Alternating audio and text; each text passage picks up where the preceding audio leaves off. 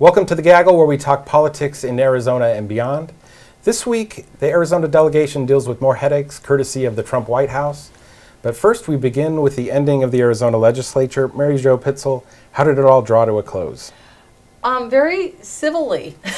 With a whimper or a scream? Or a No, just with a little, okay, we're done. They finished on Wednesday at 7 p.m. It was still daylight out, which was remarked on by many of the members, some of whom were used to ending these things after overnight sessions and by the first light of dawn. The last couple of things they did, what they really held out till the end was the TANF bill for cash assistance for low-income families.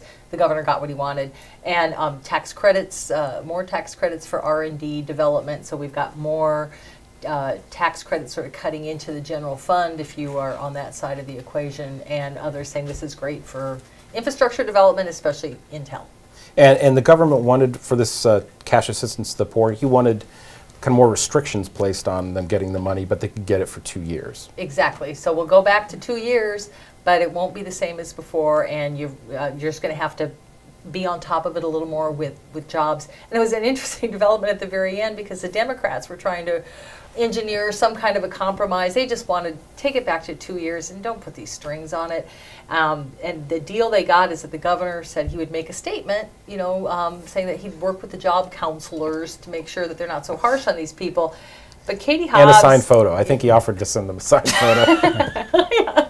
And then Senate Minority Leader Katie Hobbs got sort of all confused by this, stood up and gave a speech about this and said, well, I see it's passing, you don't need my vote, so I vote no.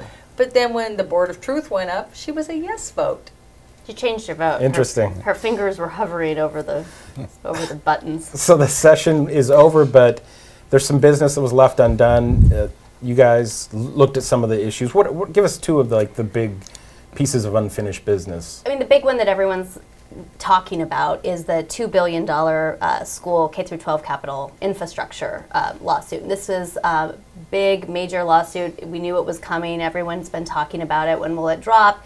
It dropped. The legislature put some money towards schools' capital needs, but not nearly enough to resolve a lawsuit like this. I think we'll be talking about this probably for years to come. And the other one, especially for rural areas, is roadways.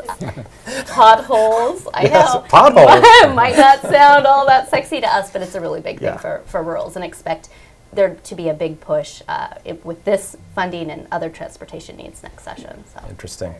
Well, the Arizona delegation in Congress is getting asked about something it never wants to talk about, and that is the Trump White House. And last few days have been, I guess we could say, chaotic would be a fair characterization. The firing of Jim Comey as FBI director, some reporting on Trump disclosing classified information to the Russians, which he legally can do, I guess we should be clear, but whether that's appropriate or not is a completely different discussion. Dan, what does the delegation say? Well, I know Senator Jeff Flake got caught in the hall by some reporters, and he was kind of just moaning the fact they can't get through a week without some kind of major crisis. They can't get through lunch. Lots of drama, always drama, always more, always something that they have to react to, and they're on the spot to respond to.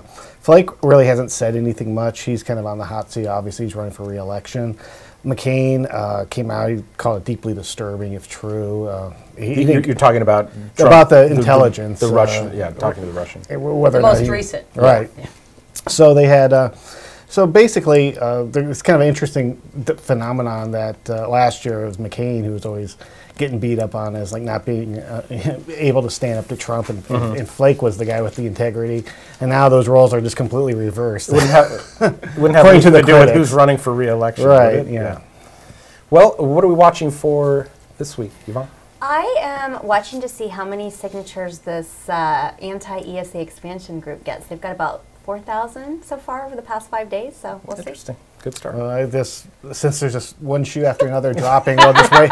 We'll watch for the next couple of shoes. Shoe store to getting drop ready for an avalanche. I've got to dig in and find out how far along the path the state is to requiring warrants before a child is removed from his or her home. There was an intent from the legislature to do that. The courts are working on that, but we've got to get into the details, like when might we see this, and is there money to make it happen?